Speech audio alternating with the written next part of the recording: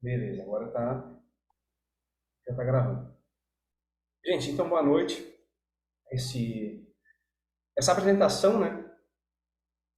Não é provavelmente uma aula. Vai ficar gravado no YouTube. Depois eu boto ali no grupo de estudos, quem quiser rever, enfim. Quem tiver interesse e quiser discutir sobre, é só me chamar no privado. E bom, como eu falei, essa Frederick Banning, ela foi a idealizadora dessa síntese, né? Na verdade, já adiantando a TCC positiva, ela é a mistura da terapia cognitivo-comportamental beckiana, né, mais em específico, com a terapia breve focada nas soluções e a princípios, pressupostos e intervenções da psicologia positiva.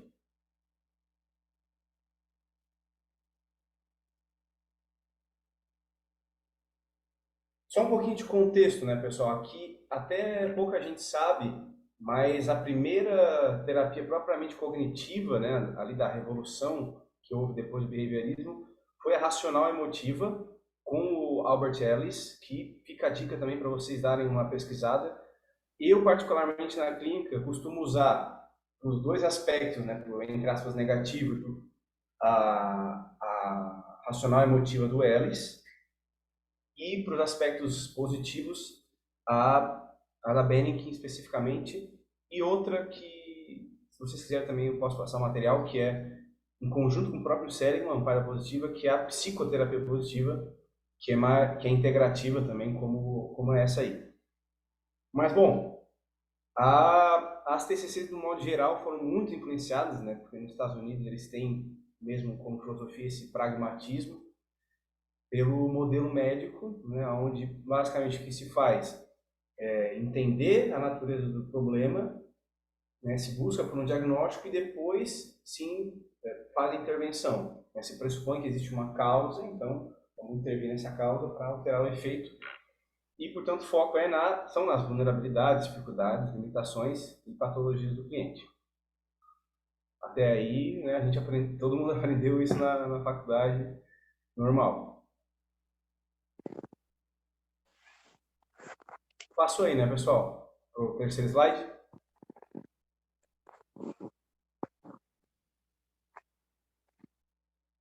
Bom, a TCC, né, claro, agora 2022, desde os meados dos anos 70, evoluiu muito até aqui, né, existe muito estudo atestando, né, validando, melhor dizendo, a eficiência e eficácia dos métodos de tratamento e até cura de alguns transtornos, mas isso não é suficiente, né? Ninguém quer simplesmente não ter transtornos ou ser simplesmente menos angustiado, menos ansioso, menos triste.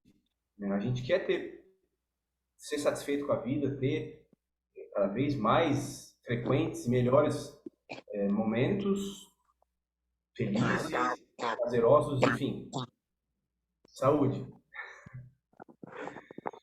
E por isso o Martin Seligman, eu não sei se todo mundo já conhece, mas ali nos anos 2000, um movimento, né, positivo, vamos melhor dizendo, porque o foco não é só na clínica, é até maior na área da educação, a gente pode comentar um pouco depois, mas ele já existiam alguns estudos, né, sobre esses construtos do que faz a vida valer a pena, nos termos dele, né, o que faz a vida boa, mas em 2000, de fato, foi institucionalizado quando ele foi presidente da Associação Americana. E em 2011, depois de ter feito a teoria dele da felicidade autêntica com 3 variáveis, ele chegou em 5, de que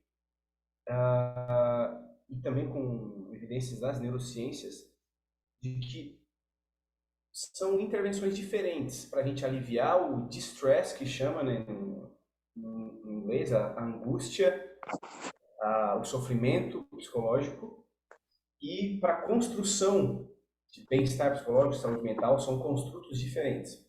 A gente não precisa entrar nesses meandros, porque, de novo, a ideia é fazer uma exposição geral dessa abordagem para que vocês se interessem e busquem, né, por conta.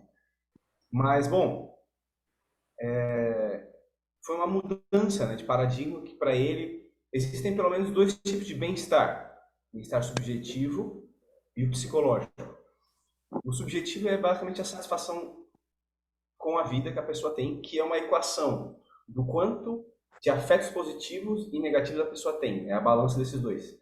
E o bem-estar psicológico é um construto, né, com outras 6 variáveis que diz respeito ao funcionamento intra e interpessoal da pessoa, e também já data dos anos 90, até antes do movimento positivo, e conta com 6 construtos. Mas a gente pode discutir depois, eu posso passar aqui para vocês. E esse termo, até já trouxe com a tradução, são as 5 variáveis que contam tanto com esse, eles chamam de bem-estar hedônico, né, que é o subjetivo, e o eudaimônico, que tem a ver com a realização das nossas potencialidades e tem a ver com funcionamento pessoal e social.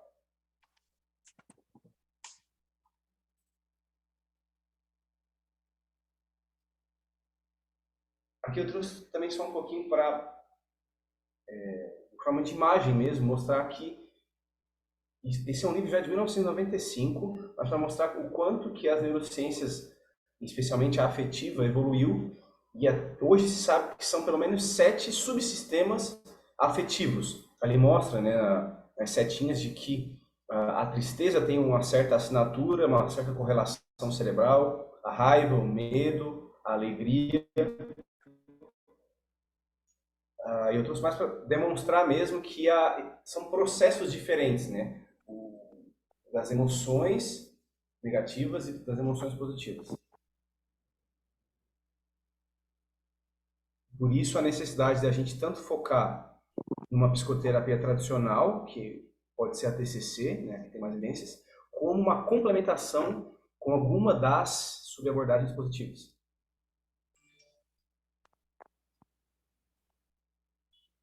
Aqui é só mesmo para tirar o mito e a dúvida, né? A TCC positiva ela não pressupõe que a tradicional é negativa, e sim uma mudança de paradigma.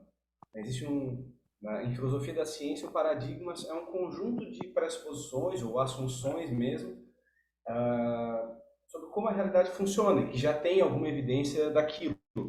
E que na história da ciência, quando se muda um paradigma, quando já existe tanta evidência do contrário ou que suplemente aquela, que não existe outra alternativa senão alterar esse mesmo paradigma, que é um conjunto, né, de crenças, de hipóteses, pressupostos que o processo científico usa para exatamente observar o fenômeno, levantar hipóteses, testar essas hipóteses, angariar as informações, analisar os dados, etc.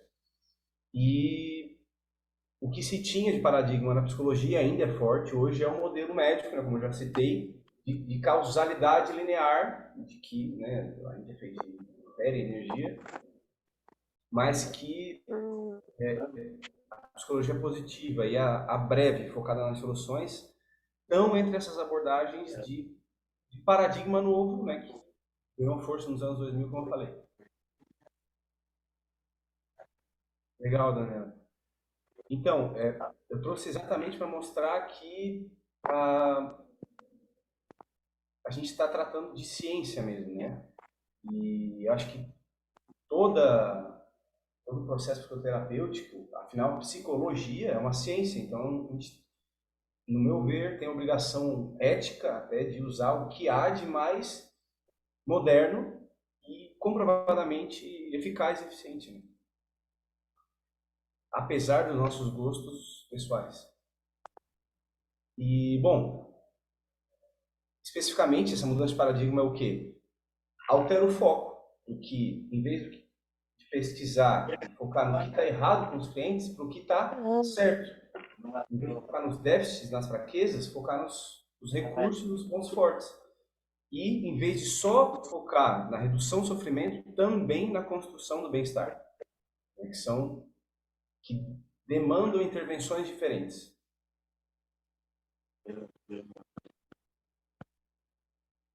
Bom, gente, aqui eu trouxe até a imagem daquele livro que eu falei, que Martin Seligman faz parte, no canto superior direito. E na esquerda, é um livro de dois principais nomes da psicologia humanista, né, o Maslow e o Rogers, que já tinham essa mudança de paradigma, né? Os dois, Maslow era médico, inclusive, e para ele, na sua pirâmide de necessidades, ele sempre partiu do pressuposto de que o ser humano e todo o organismo é voltado para o desenvolvimento, para o crescimento e para o aumento gradual do bem-estar. E que toda e qualquer patologia, transtorno, é na verdade um simples desvio ou então uma barragem nesse nosso impulso natural para a saúde, vamos colocar assim. E nessas psicoterapias mais modernas, como a baseada em forças, que também as evidências já montam as centenas, é de que são os recursos e as capacidades do cliente que mais importa na facilitação da mudança que é desejada, né? Seja para qual for o domínio, qual o âmbito da vida da pessoa.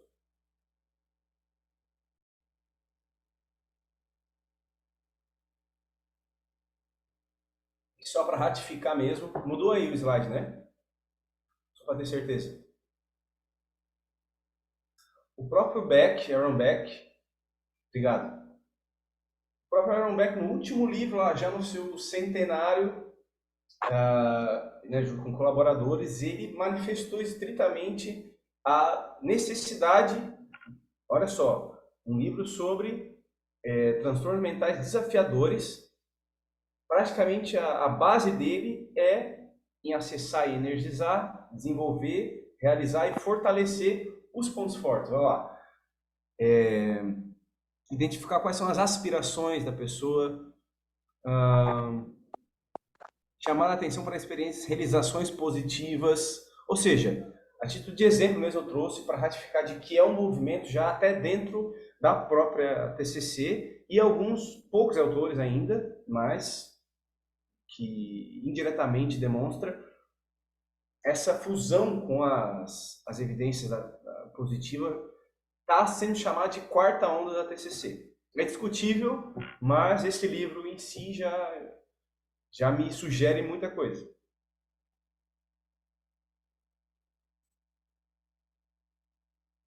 Bom, gente, só para a gente saber mesmo do que a gente está falando, né? Aqui é uma das últimas edições desse compêndio, né? Esse aglomerado do que se conhece até hoje de ciência da positiva. Esses são os objetos de estudo, né? O que há de melhor no viver, o que faz a boa vida, como eu já disse, o bem-estar, seja subjetivo ou psicológico, a saúde mental, funcionamento ótimo, que aí entra também o flow. Até o nosso próximo encontro pode ser sobre o flow, acho que é muito interessante. Eles chamam de cofundador, né? Porque o Mihaly Csikszentmihalyi, que é um nome complicadíssimo, ele já vinha estudando sobre essa experiência ótima de funcionamento ideal desde os anos 80, com atletas e artistas, enfim. E, se vocês acharem interessante, a gente pode abordar no próximo encontro. E, bom, outros pontos nas palavras, né, dos próprios avatares, vamos dizer assim, é o estudo do que faz e permite aos indivíduos e comunidades florescerem, é esse o termo que eles usam, né, flourishing, e o estudo de três pilares, que são experiências subjetivas, todas positivas, né, claro. Experiências subjetivas, traços de personalidade, como eu falei, as forças de caráter, em especial, e instituições positivas, também com um papel mais especial na educação, né, que é o foco principal do movimento. E agora, o que é talvez, e era para mim também, claro, uma novidade, é essa terapia breve focada nas soluções. Ela é basicamente um conjunto de pressupostos e fundamentos socioconstrutivistas. O que é isso? É uma atitude filosófica que já também tem respaldo hoje em dia pela neurociência, de que a gente constrói a nossa realidade. Né? Primeiro com um aparato de percepção, que já é um filtro enorme, porque, por exemplo, a gente não percebe a realidade como um morcego, por exemplo. E existem nossos filtros, entre aspas, internos, né? E aí que também entra o trabalho da psicoterapia em avaliar até que ponto está distorcido, está hipergeneralizado, está catastrofizado, né, essas crenças e cognições da pessoa. Bom, o que é de mais diferente com as outras abordagens? É que os pressupostos são de que os problemas, a natureza do problema é diferente da natureza das soluções para esse mesmo problema, ou seja, não é preciso ficar afundado, entre aspas, em analisar problemas para necessariamente achar soluções.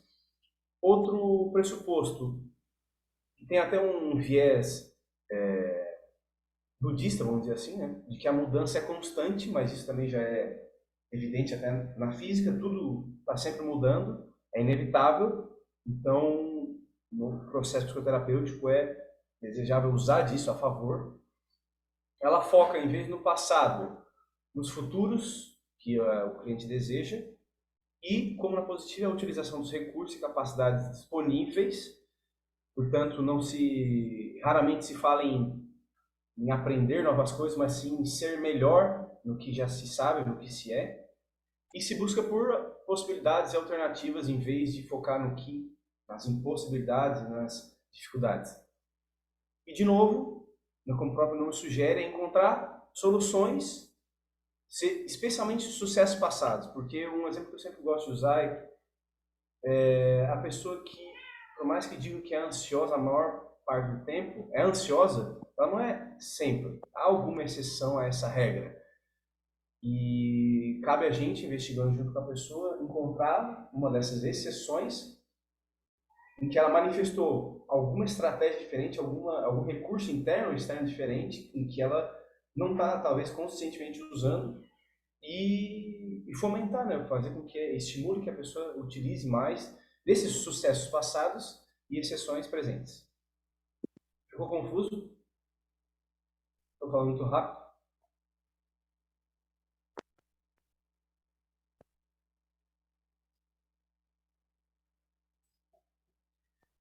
Aqui, ó, de novo, como eu falei, o objetivo é atiçar a curiosidade de vocês.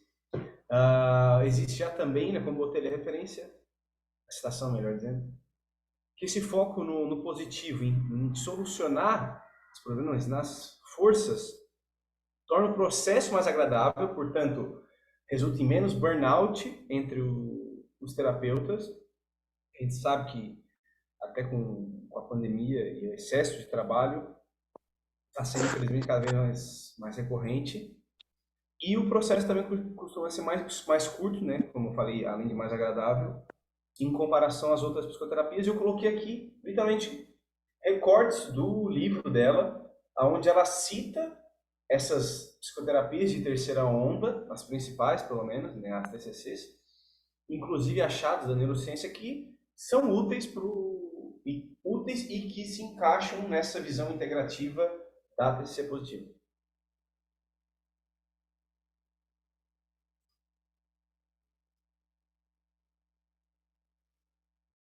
Pessoal, aqui eu só, como botei a citação também, o que é uma pergunta focada no problema? Por que eu estou tendo essa dificuldade? Ou o que eu estou fazendo de errado? No caso, o terapeuta perguntando para a pessoa. E ali a citação é de um estudo que aconteceu comparando terapeutas que usam perguntas focadas no problema e focadas na solução. O que eles achavam? Que perguntas tradicionalmente usadas na TCC normal, vamos colocar assim, diminuiu sim o afeto negativo, melhorou a autoeficácia das pessoas, dos clientes, mas a compreensão do problema não foi aumentada e nem o afeto positivo aumentou. Autoeficácia, alguém sabe dizer o que é?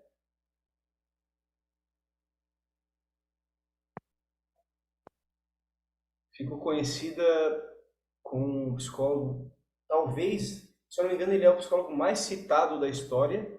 Ele faleceu até, acho que há um ano, 2 anos atrás, que foi o Albert Bandura.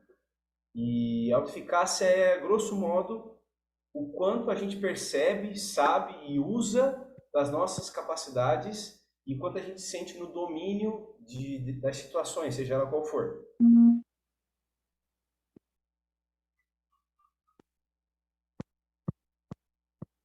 E as perguntas baseadas em solução também, que são, por exemplo, o que mais posso fazer para mudar a situação e o que pode ser útil agora para resolver essa questão, diminuiu o afeto negativo, como a outra, também aumentou a autoeficácia, mas de brinde aumentou a compreensão do problema e aumentou os afetos positivos. Ou seja, com esses resultados, não tenho por que não passar a usar essa atitude, né, em relação às perguntas feitas para o cliente. A própria Frederick Benning, que é a autora da TCC Positiva, ela tem livros inteiros com sugestões de, às vezes, centenas de frases sugeridas especificamente para depressão, para ansiedade, para trauma, o que é muito legal. Se vocês quiserem depois, tem em inglês, mas se for auxiliar, podem repetir que eu passo para vocês.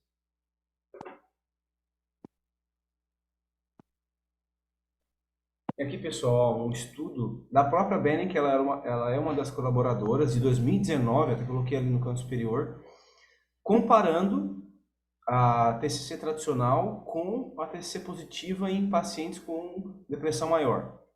Aqui à esquerda a imagenzinha mostra que depois de todos os critérios, dos crivos que eles aplicaram, 49 participantes foram selecionados, e essa imagem do meio mostra que foram aplicados 2 protocolos de 8 sessões. Na metade desse grupo foram 2 protocolos de 8 sessões de TCC tradicional e no outro grupo 2 protocolos de TCC positiva. E na imagem à direita mostra que a curva que decline depois, ali a tracejada, que é a TCC positiva, inclusive o eixo X, ou seja, vertical, ele mostra o nível de depressão. Claramente a gente pode observar que a TCC positiva, como eu escrevi ali, estava associada a taxas mais altas de mudança clinicamente significativa. É uma maneira bonitinha que os autores tiveram para dizer que depressão e afeto negativo... A tela não mudou. A tela não mudou. Ah, não mudou? Obrigado, Não. Patrícia. Não. Agora sim, é? Agora sim? Ok, obrigada. Eu que agradeço. Bom, como eu expliquei, né? À esquerda está ali o crivo que foi aplicado para chegar nos participantes. A do meio só mostra ali como foi o protocolo. E à direita, a curva, mostrando que a tracejada é o nível de depressão dos pacientes que receberam a TCC positiva, que, notadamente, diminuiu significativamente mais do que a TCC normal. E eles concluíram o artigo dizendo que os níveis, né, foi feita uma bateria de testes, de mensurações, onde os níveis de satisfação com a vida, que é aquela balança dos afetos positivos e negativos, a saúde mental e o otimismo atingiram as médias normativas da população após o tratamento. Resumindo, depois desse protocolo de ao todo 16 sessões, as pessoas atingiram essa média esperada, né, entre aspas, normal da população sem transtorno depressivo. Que é excelente.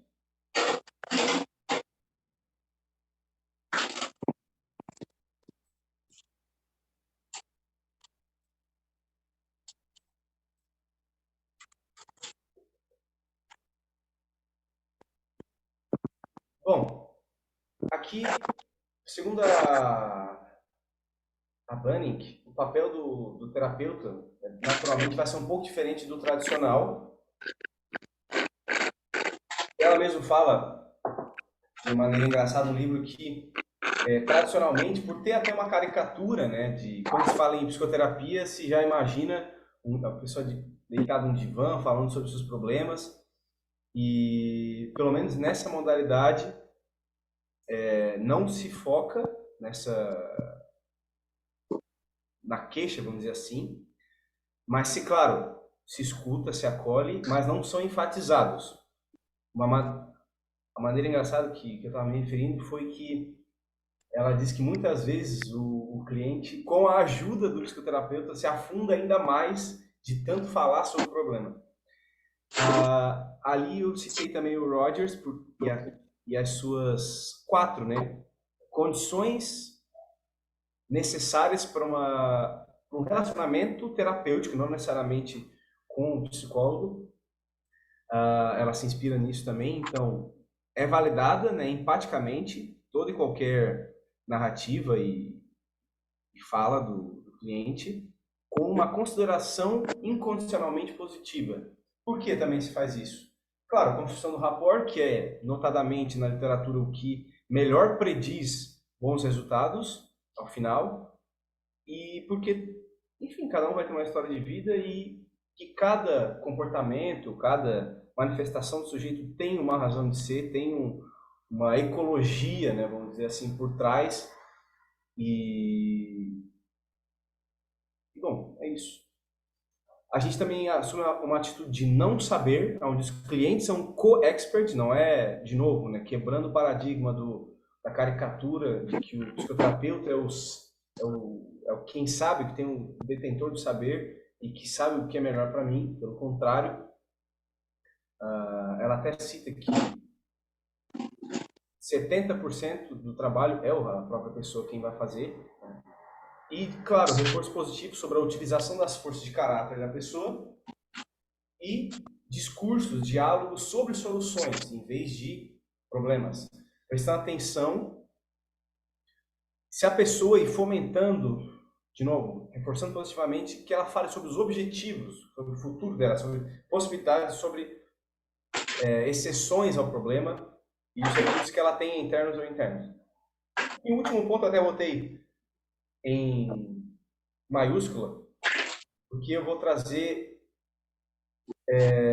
um estudo já até antigo e até cruel, já antecipo, mas que para ela, assim como para o Seligman, como eu vou mostrar no último livro dele, o papel do psicoterapeuta é, grosso modo, em primeira instância, incitar esperança na pessoa. Porque a gente já vai ver. Mudou aí, né? Tá, já está aparecendo o ratinho ali. Vou dar de novo. Pessoal, esse Kurt Richard, ele era um fisiologista, né, médico, e ele queria entender primeiro o fenômeno da morte súbita em humanos. Então ele estava estudando em modelos, ou seja, outros mamíferos, porque eles procriam rápido, em ratos. Lá em 1950 não tinha a ética que tem hoje, então vamos tentar deixar de lado um pouco o quão cruel que de fato foi esse experimento, mas vamos lá. Ele botou em tubos como esse ratos para nadar e viu em quanto tempo mais ou menos eles se cansariam e se afogariam. Em média, foram 15 minutos. Na segunda série dos testes, ele sabendo que essa ninhada duraria por volta de 15 minutos, ele botou de novo outros ratinhos, né, no caso, a nadar e salvou eles aos 14 minutos. Beleza. Depois ele deixou os ratinhos se recuperarem 100% e botaram esses mesmos ratinhos salvos aos 14 minutos de volta no tanque. Pessoal, quanto tempo vocês acham que esses ratinhos salvos nadaram agora? Antes de desistirem e morrerem afogados. Daniela, isso aí, muito mais. Mas quanto? Alguém chuta o número, por favor? Ou fala, pode abrir o microfone. 30 minutos.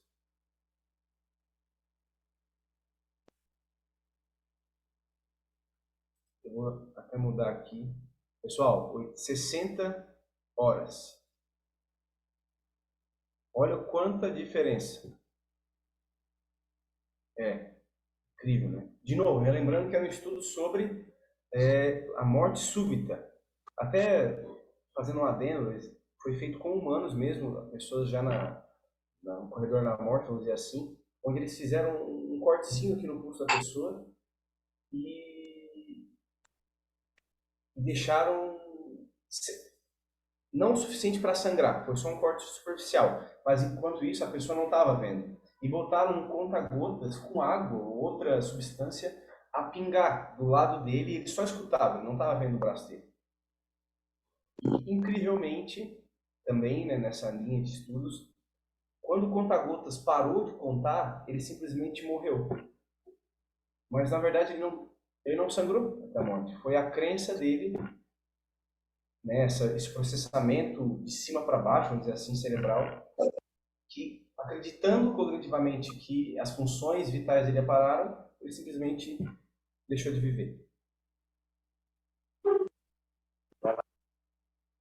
Aqui na esquerda está o livro do Seligman, é o último que ele publicou, né, o Circuito da Esperança. É, na verdade, a autobiografia dele, mas ele conta todos os estudos que ele fez, inclusive esse do cachorrinho, também que é meio cruel, mas que foi feito lá nos anos 70 também, e que o que ele descobriu? Que os cachorrinhos, quando tomavam um choque, não tendo na gaiola aonde fugir, eles ficavam desamparados, eles ficavam como que depressivos, eles ficavam prostrados, inativos, com um semblante abatido, enfim.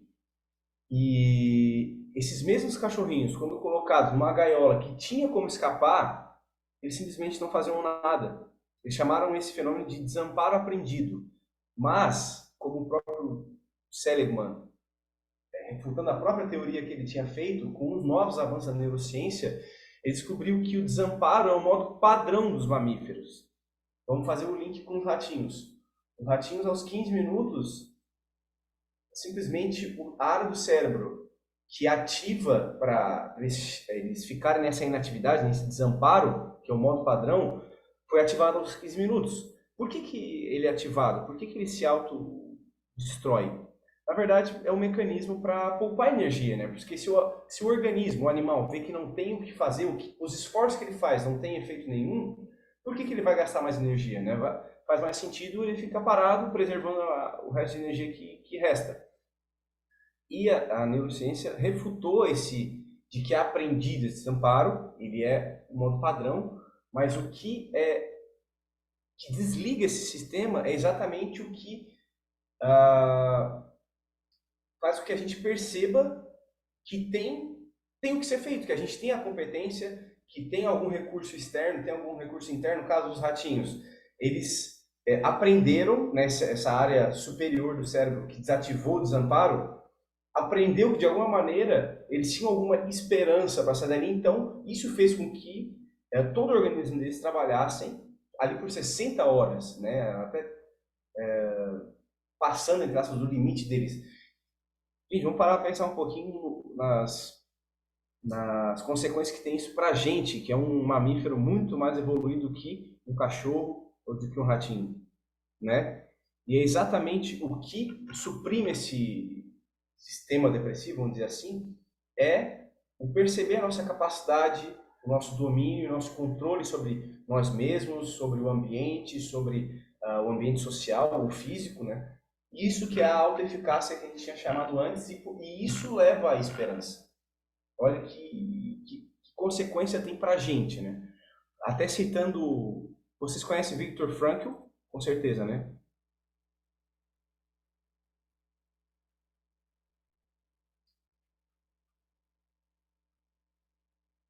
Daniel, não me recordo o que é CA. Ah, boa. Eu até fiz uma live com uma formanda que trabalha no hospital. Ela super se interessou, porque de fato também tem muito estudo de que intervenções estritamente em construtos da psicologia positiva têm melhoras, inclusive em marcadores somáticos, tem muito estudo especialmente sobre o coração. E ela também me fez essa pergunta sobre pacientes oncológicos e com certeza, né, tem tudo a ver. Porque não basta uma pessoa que está nesse estado, talvez terminal, ser aplicado algum processo de reestruturação cognitiva, pura e simplesmente. Não basta ela... Porque a situação dela é ruim, de fato. Não tem nenhuma distorção, é ruim. Então, por que não focar nessa outra dimensão toda e ampla, né, que são as emoções positivas, o engajamento, os relacionamentos, né, o suporte social, enfim. E, bom, continuando na neurociência, o que eu trouxe aqui é que as pessoas que estão depressivas, eu gosto de usar esse termo, não que são depressivas, elas não pensam mais negativamente que os demais. Isso é estudo já ratificado. Elas não pensam mais negativamente. Todo mundo, de novo, né? Transtorno mental ele não é qualitativo, ele é quantitativo, né? Todo mundo tem um pouco de ruminação, todo mundo tem um pouco de humor triste, etc. O que diferencia alguém que tem um transtorno ou não é a quantidade, é a frequência, é a intensidade. Então, as pessoas que estão depressivas apenas demonstram, aí vem o linguajar científico, né? Funcionamento reduzido no sistema de processamento antecipatório de recompensas, em outras palavras, elas não têm expectativas positivas sobre o futuro.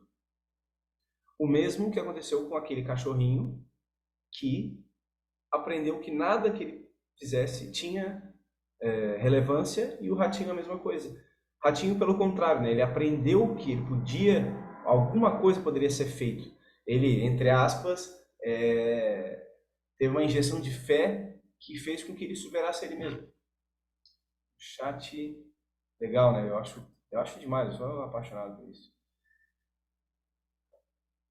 Então, considerando tudo isso, então, o papel do psicoterapeuta é, via de regra, incitar essa esperança. Como? Com instrumentos da psicologia positiva, especialmente a identificação e uso com mais frequência, em outros contextos, das forças de caráter, que eu não vou abordar aqui, mas a gente pode ser inclusive assunto para o nosso próximo encontro. Um volume inteiro sobre forças de caráter. E, enfim, mas depois vocês dão um feedback ali do que vocês acham, se vocês gostariam. A aliança terapêutica, de novo, é um estudo do Duncan 2010, que não é a visão que a gente tem do processo que importa. O que é o melhor preditor dos resultados favoráveis, né? Como eu falei, é o rapport, mas é o rapport por parte do cliente, do paciente, né? O melhor preditor de resultados favoráveis conhecido na literatura. Portanto, é importante criar um ambiente que as pessoas, como eu já tinha falado, elas se percebem não como alguém que é falho, com alguma deficiência, com algum problema, mas que é uma pessoa justamente porque ela, nas palavras da própria Vive, né, a dona da Viver, que a gente adoece para não enlouquecer. Eu acho que eles usam isso no psicodrama, eu achei genial, porque essa é a perspectiva humanista e da positiva de que se a gente tem algum transtorno, é porque aquele comportamento funcional, aquela emoção está servindo a algum propósito. Ela não é para nos diretamente prejudicar. Ela está ali por algum propósito, direto ou indireto, tem algum ganho secundário para preservar o eu, a integridade do organismo fisicamente ou até psicologicamente, né? Da psique, do ego da pessoa. Então, fazer com que a gente enxergue a pessoa e ela sinta que a gente tem essa perspectiva em relação a ela, não que ela é uma pessoa quebrada, né, em mau funcionamento, mas que justamente porque ela está funcionando bem, que ela está com essa dificuldade.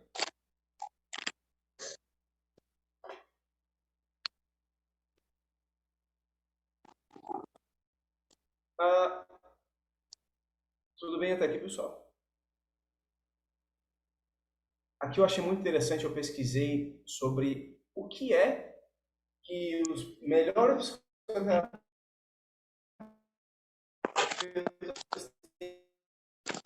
em comum. Eu botei duas citações. Mudou, né? Mudou. Terapeutas de sucesso, entre aspas. Quem são eles? São os que têm desempenho, né, resultados melhores do que a média. Primeiro, de novo, eles reforçam positivamente os recursos do cliente, né, não focam só nas distorções, nos déficits, ratificando com toda essa, a gente falou dos pressupostos da TCC positiva.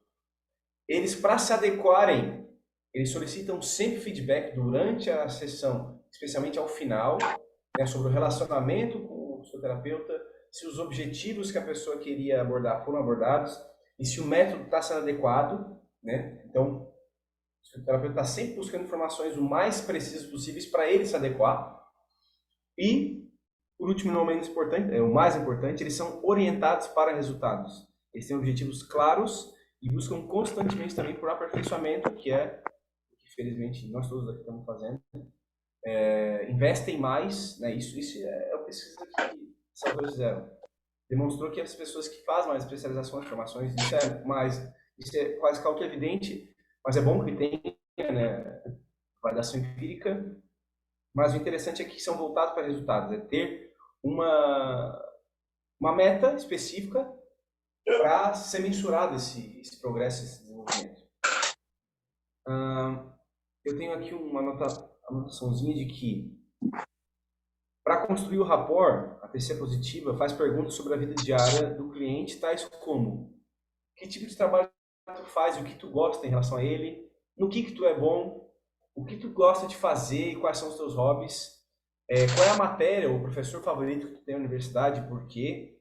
E essas perguntas podem parecer, como a gente chama comumente na psicologia, de quebra-gelo, mas pode também ser, e o terapeuta TCC positivo vai usar justamente para criar esse rapport e para angariar informações que são interessantes para esse nosso paradigma, né?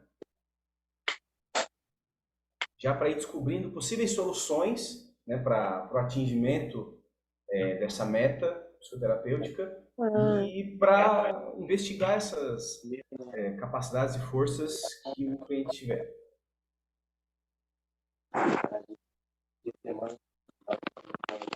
Aqui é um pouco diferentão do comum, né?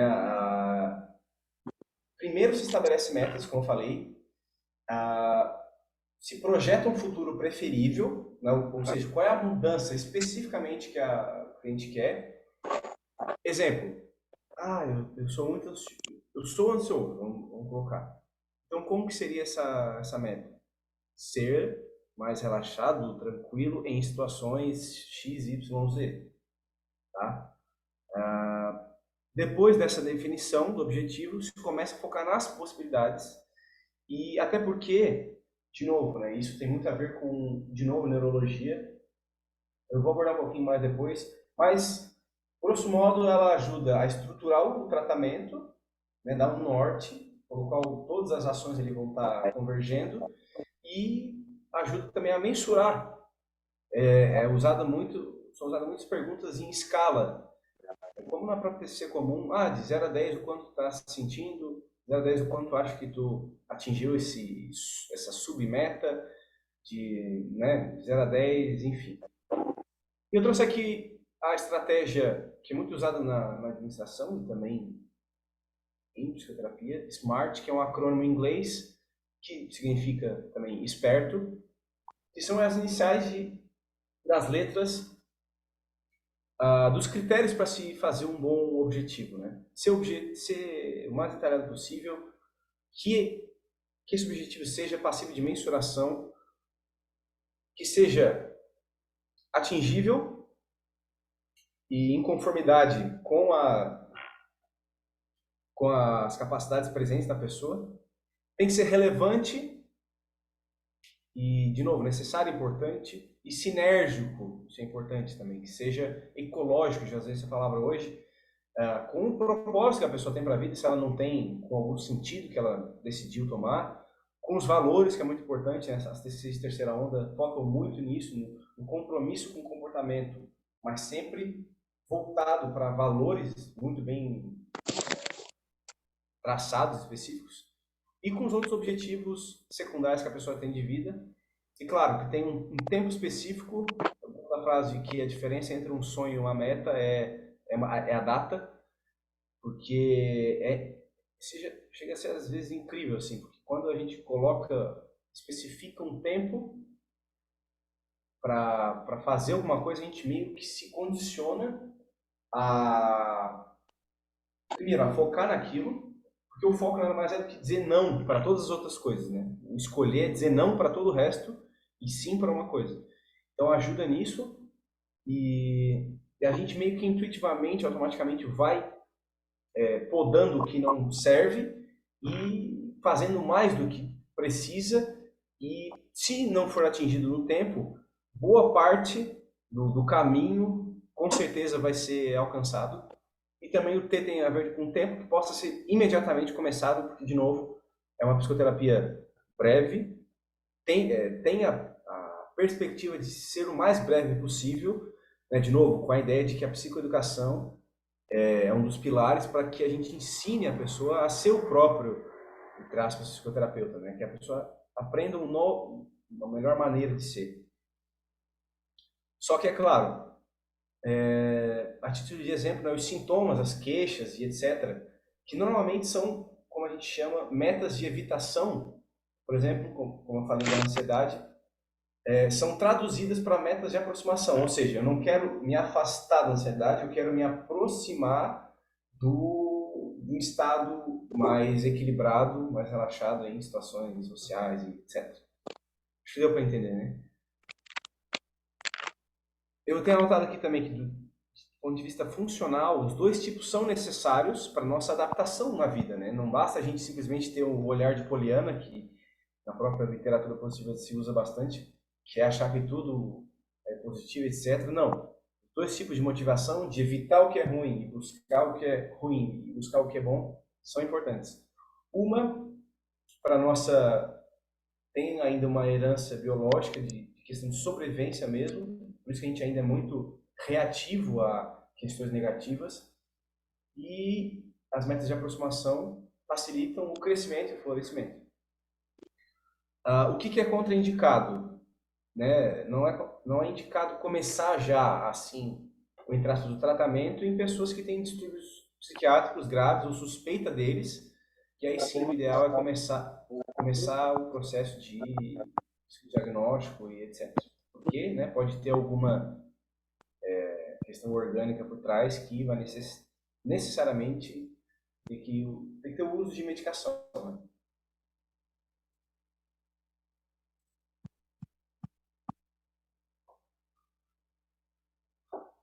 Mudou aí, pessoal? Mudou, né? Então, perguntas que podem ser feitas. Essa aqui também em linhas gerais, tá? Qual será o melhor resultado que você espera da psicoterapia? Isso é uma baita. Alguns TCCs tradicionais podem usar, é claro, né? Ela é estruturada para ter objetivos, mas os objetivos, de novo, não necessariamente são para um aumento do bem-estar, no bom funcionamento. Como você gostaria de ser e como você seria diferente com essas mudanças, né? De novo, uma frase que eu gosto também qual vai ser a diferença que faz a diferença na sua vida e como e o quanto a sua vida será melhor quando suas expectativas forem atendidas. Isso faz que a pessoa imagine já uma série de cenários possíveis, e o que eu trouxe aqui é que essa atitude tem respaldo, de novo, nas neurociências. Especificamente a lei de Hebb, H-E-B-B, é simplesmente a de que neurônio que dispara junto, fica junto. Quanto mais disparam, mais essa conexão se fortalece. Eu gosto de usar a analogia de que é como se fosse o caminho da roça, né? Quanto mais se passa no mesmo caminho, mais vai fazendo a vegetação que está ali vai morrendo e vai ficando um traçado mais específico, né? E quando a gente para de passar por ali, aquele caminho continua ali. O behaviorismo já dizia que não basta a gente extinguir um comportamento, porque eles intuitivamente, não se tinha na neurociência de hoje, sabiam que não basta extinguir esse comportamento, porque o caminho neural vai estar ali ainda. O ideal é que se foque no outro, né, uma alternativa, no que se quer. Para cair assim, naturalmente, graças à planta, vai crescendo em volta e vai deixando cada vez menos evidente aquele rastro e vai se fortalecendo o outro rastro. E até, voltando, citando os grandes nomes da psicologia, a grosso modo, o que Freud falou? O pensamento é o ensaio da ação. O que o Skinner falou, que no behaviorismo dele radical não existe a mente. Ele falou que a atividade mental não passe de comportamentos encobertos, né? Comportamentos cobertos sendo o que a gente manifesta corporalmente mesmo. E Antônio Damasio, um português que eu gosto muito, que escreve sobre consciência e mente, ele usou palavras bonitinhas, mas disse praticamente a mesma coisa com os estudos dele de neuroimagem, que é: a mente consciente é o agente decisório que programa antecipadamente as manifestações do organismo para se alcançar o estado desejado. Esse estado desejado pode ser tanto retorno para a homeostase, né, quando em algum desequilíbrio, a fome, sede, tensão sexual, existe essa necessidade para a volta da alívio dessa tensão e volta da homeostase, ou para a melhora do bem-estar. Então, olha só, essa linha de teóricos, de uma maneira ou outra, intuitivamente, e agora com evidências, diz que o foco explícito no que se quer e não no que não se quer é praticamente a gente se condicionar, se programar a executar essa mesma ação. Porque a mente consciente, de novo, em poucas palavras, é essa nossa ferramenta que a gente tem para ensaiar as ações que a gente quer executar no futuro. E além disso, complementarmente a tudo isso, o cérebro ele não consegue não representar algo. O que é isso? Eu gosto de usar a parábolazinha de sempre, de que, pessoal, não pensa agora num elefante rosa. Essa é a clássica. Todo mundo, ainda que distorcidamente ou muito vagamente, passou na sua cabeça a imagem de um, por mais que ele não exista, né? E, resumindo, para se negar alguma coisa na consciência, tem que primeiro pensar nessa coisa, e pensando nessa coisa vai ativar justamente essas representações neurais que a gente tem de forma disposicional, né, que o Damasio chama, que está ali adormecido, mas que quando existe um gatilho verbal, né, de linguagem, ou mesmo de percepção, ou mesmo de criação da mente, só serve para reforçar essa mesma imagem, objetivo que seja. Portanto, pensar nos problemas apenas os reforça, não contribuindo para resolvê-los, e focar nos objetivos e possibilidades desejadas nos programa, grosso modo, alcançá-los e auxilia na busca de soluções. Faz sentido?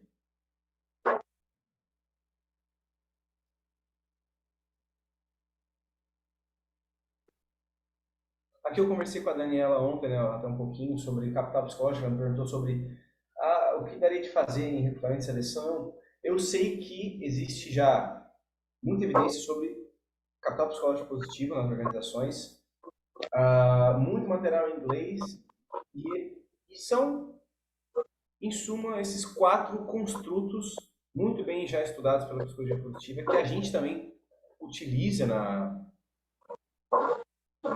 psicoterapia, que, de novo, né, a autoeficácia a gente já falou o que é o conhecimento, que isso que é o trabalho talvez principal da psicoterapia, das próprias forças, que é muito comum a gente perguntar para a pessoa: bom, o que tu é bom? A pessoa travar, ela não sabe o que dizer. Para isso a gente tem, eu até convido vocês a fazerem, vou colocar no grupo depois ali, o link para vocês fazerem um questionário, leva 15 minutos para vocês descobrirem de forma ranqueada, da maior para menor, das 24 forças de caráter, traços de personalidade, que vocês têm, que isso é mais foco de outra psicoterapia positiva, mas é muito interessante e tem a ver com a autoeficácia, saber nossas forças e capacidades e a confiança, né, nessas mesmas capacidades. A esperança, como a gente já falou, é também, resumidamente, a nossa capacidade ou propensão a estabelecer metas, pensar em rotas e estratégias para alcançar essas metas e se manter motivado. E a motivação tem muito a ver, por isso que eu botei essa flechinha, com a autoeficácia, é o quanto eu me sinto capaz. E a esperança vai levar ao otimismo, que também tem 2 tipos. O disposicional, ele é o quanto a gente tem expectativas positivas quanto ao futuro. Lembra de novo que a gente falou sobre depressão, expectativas positivas. que tem tudo a ver com esperança, por isso a flechinha, e o modo explicativo, é o estilo, é o otimismo atribucional, que eles chamam. O que é isso? É uma maneira cognitiva, como as pessoas percebem e interpretam as situações. O que é isso? Eu botei ali, locus de controle. O otimista vai identificar aqui uma situação positiva para ele, teve fruto dos esforços e qualidades dele mesmo.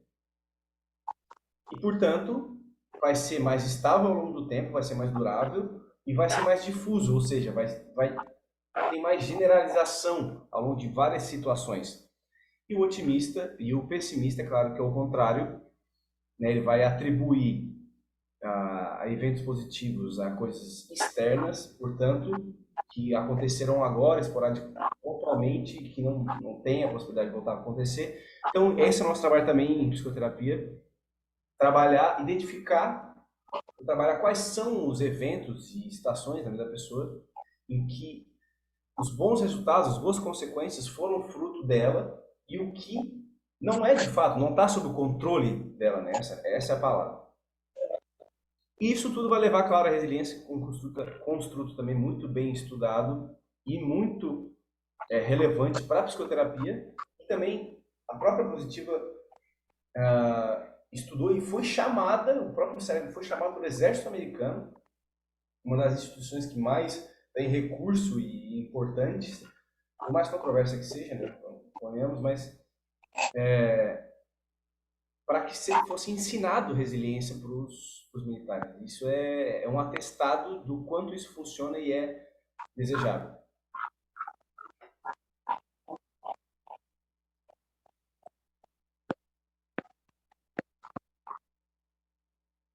Pessoal, alguém é familiarizado com a terapia racional emotiva do Albert Ellis, que eu citei no começo?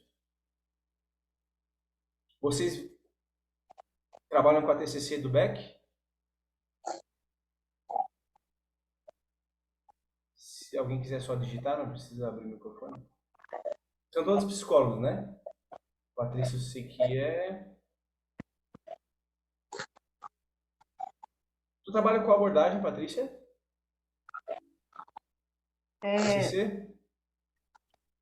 Eu uso TCC, mas eu, eu acho que eu já era muito da positiva sem saber, até pelo teste que aquela professora fez comigo.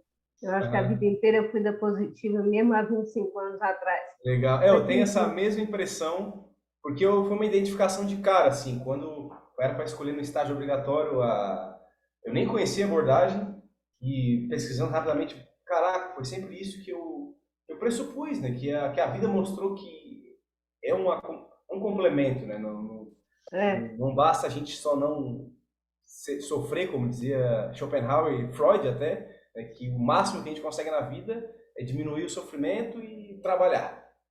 Mas não, existe muito mais para a vida.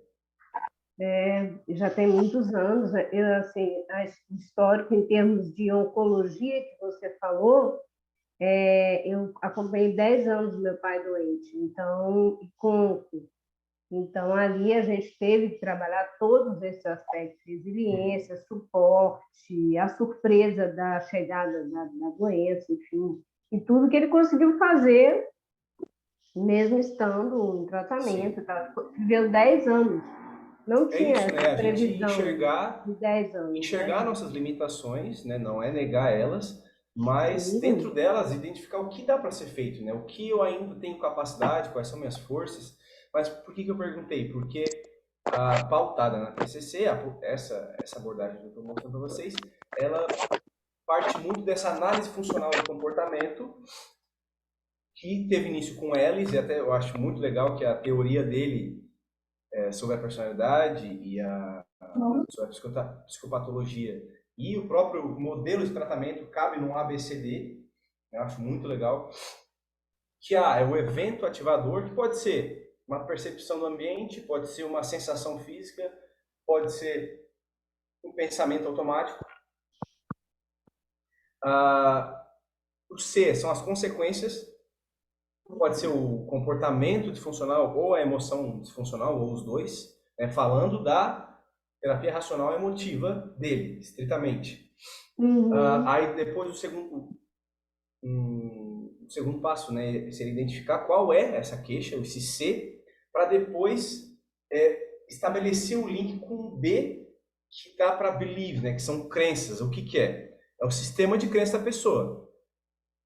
Só para ratificar, o próprio o Beck, que era médico, né, era adepto da psicanálise, ele bebeu muito da fonte, porque lá em 1950 o Eres já estava falando sobre a importância da cognição, né, em relação à primazia do comportamento para os behavioristas. Então, esse é o ponto-chave da psicoterapia. É usada, qual é o meu ponto? É usado tanto a abordagem comum, que é essa que eu estou dizendo, a identificação das consequências negativas, porque, de novo, positiva não é uma substituição de tudo que veio antes. É sim uma mudança de paradigma, mas que, de novo, a gente não vai ter tempo para abordar isso aqui, mas é uma complementação às psicoterapias tradicionais, porque são processos diferentes de, né, de deixar de ser ansioso, vamos dizer assim, para ter mais emoções positivas. São até a nível neurológico processos diferentes. Mas qual é o ponto? Além de identificar essas crenças, o que é uma crença? É uma teoria ou uma convicção que a pessoa tem sobre como que a realidade funciona. E dentro dessa realidade tem ela mesma, outras pessoas, o mundo como um todo. Então, são essas pressuposições e leis que as pessoas internalizam de como isso tudo, esse modus operandi, e que pode ser disfuncional, né? Pode ter consequências se distorcidas ou irracionais, como ele chama, irracionais. Irracionais em que sentido? Que são ilógicos, primeiro. Segundo, não tem, empiricamente não é válido, é mesmo só uma distorção da pessoa. Né? Quando se procura por evidências pró e contra, não se acha evidência suficiente. E, em última instância, não é útil. Não é útil para o quê? Para o bem-estar geral da pessoa, afinal é disfuncional, e nem para o atingimento dos objetivos que a pessoa tem. Mas, resumindo, a gente acha tanto essas crenças disfuncionais para aí sim partir para o D e para o E, que é o disputar ou confrontar essas crenças com diversas técnicas, especialmente o diálogo socrático. E ele mesmo, lá em meados de 1960, já acrescentou o E, porque ele já sabia. O E é o quê? É Effective New Belief. É a crença, a nova crença efetiva, racional. De novo, o que é efetiva racional? Que vá de encontro com os valores da pessoa, com os objetivos dela, com o bem-estar emocional dela, com comportamentos flexíveis e que geram consequências positivas. Então ele já foi revolucionário naquela época e por isso a autora, a Frederick, ela usa tanto, de novo, a investigação desse modelo, desses esquemas, melhor dizendo, cognitivos disfuncionais para serem corrigidos, como também a identificação, é claro, de um evento ativador, de um A, que leva a consequências positivas para encontrar um esquema cognitivo. Qual o esquema cognitivo que a pessoa usou para ter essa consequência positiva? Né? Para usar mais disso, com mais frequência, com mais intensidade, em outros contextos, de uma maneira mais adaptativa. Aí o D e o E não precisa, né? A gente só investiga para realmente a pessoa ter consciência, que isso é muito interessante, né? Também é senso comum de que a psicoterapia é, em primeira instância, para autoconhecimento, né? Então, por que não, além de entender o que está errado com a gente, o que está certo com a gente? E eu acho interessante que para a gente usar as nossas capacidades, do que já está certo, das nossas potencialidades, a gente tem primeiro que estar consciente disso. Né? O que é... É claro que daí o processo psicoterapêutico vai levar algum tempo, mas é preciso ser feito. A analogia que eu gosto de usar é que, por exemplo, ainda fazendo analogia com a neurociência, se eu, de alguma maneira, cortar o nervo que percebe o tato na minha mão, na minha consciência, eu não vou estar ciente de ter mão, a não ser pela visão, certo? Porque eu não vou estar recebendo essas informações. De novo, vamos conceitualizar a consciência. É estar ciente das informações vindas do próprio organismo e do ambiente externo. Uma definição simples é essa. Então, se nessa situação hipotética eu não recebo essa informação, eu não estou consciente do tato, eu não tenho nem como usar minha mão, certo? Acho que essa é a grande analogia que eu vou deixando vocês hoje aqui, que é, se a gente não está consciente de uma capacidade, a gente não tem capacidade. Assim como a mão, se eu não tenho a informação de que eu tenho, ou satisfatória quantidade de informações sensoriais e motoras, eu não consigo usar minha mão. E quanta coisa a gente consegue fazer com uma mão, certo? Gente, eu ainda tenho mais outros slides, mas eu tenho um compromisso agora, 9h30, não vou conseguir terminar. Mas eu vou fazer o seguinte, eu vou passar só para vocês verem, que são aí as estratégias de mudança. Seja mudança de visão, que é alterar a forma como os clientes pensam ou aonde eles alocam a atenção. E tem também aqui um bloquinho de notas que eu tenho sobre cada uma dessas 3 estratégias. A mudança no fazer, e de novo, o foco é claro em ações concretas, né? O que fazer de diferente. Obrigado, Jaqueline. E a mudança na emoção diretamente. O foco é em diminuir o afeto negativo e aumentar o afeto positivo. Vai ser muito extenso, não vai dar para a gente abordar aqui hoje, mas eu vou botar ali no grupo para vocês. Pode ser? Com certeza. De novo, aqui o que está no slide é um resuminho, né? E eu tenho um bloquinho de notas aqui secundário, que daí eu complemento, eu faço um arquivinho para mandar para vocês com aí, espero que eu tenha conseguido, né, atingir meu objetivo, que era instigar vocês a estudarem mais sobre essa abordagem, que, de novo, foi todos os votos com 5 estrelas na Amazon, esse livro. E que, bom, espero que vocês gostem do materialzinho que eu vou mandar para vocês, que é o que mais importa, né?